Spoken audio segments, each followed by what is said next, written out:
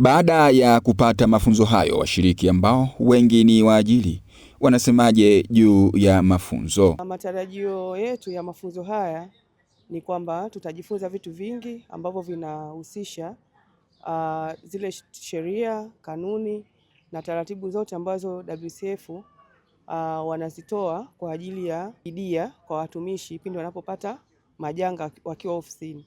Mafunzo haya yanayoendeshwa na mfuko wa fidia kwa wafanyakazi WCF yatatusaidia katika mambo mengi. Kwanza kuongeza uelewa kwa wafanyakazi katika namna yote ya masuala yanayohusiana na fidia kwa wafanyakazi, hasa pale watakapokuwa wameumia.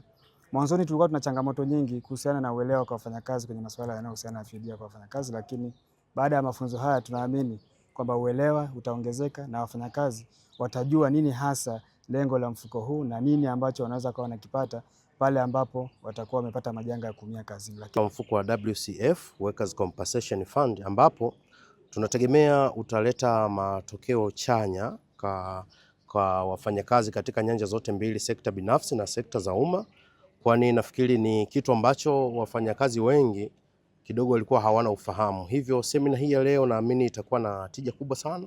Kwa upande wa wahusika wa mfuko wa fidia kwa wafanyakazi, nao pia wanasemaje juu ya mafunzo hayo? Wawasilishaji watazungumzia masuala mazima ya fidia kwa wafanyakazi, kuanzia sheria ya mfuko wa fidia kwa wafanyakazi, lakini mafao yatakayotolewa na namna ya kuweza kuwasilisha hayo mafao. Lakini kama unavyofahamu mfuko wa fidia kwa wafanyakazi unafanya shughuli zake kwa asilimia kubwa kwa kutumia tehama. Kwa zaidi ya 95% ya shughuli za mfuko zimekuwa zikifanyika kwa kutumia mfumo wa tehama, kiasi ya kwamba tumeona ni busara na ni muhimu washiriki wakaweza kupitishwa katika mifumo hiyo, ukiwepo mfumo wa ONS.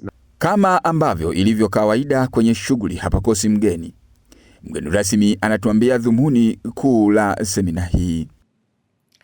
Dhumuni kuu la mafunzo haya ni kuwajengea uelewa washiriki kuhusu huduma zinazotolewa na WCF, hatua sahihi za kufuatia wakati wa kuwasilisha madai ya fidia kwa wafanyakazi, hususani kwa kutumia mifumo ya kidijitali, pamoja na masuala ya usalama na afya mahala pa kazi.